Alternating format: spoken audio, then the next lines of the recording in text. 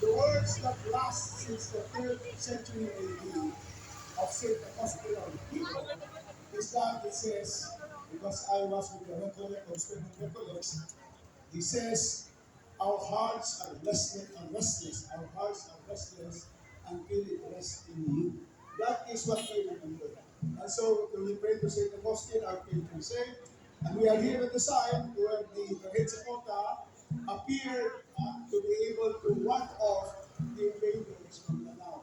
And so we pray to St. Augustine, to our Lady Hetzapota, for the blessings, for the grace, and for good health, and development of our city of Cagayan de Oro. Viva Señor San Agustin! Viva! Happy Fiesta, Cagayan de Oro City! Viva! Rupos Rodriguez ni Congressman Rupos ang nagpanstorya karon. Salamat. Daghang Viva! salamat to Salamat our Senyor. Mr. Performance sa Kongreso.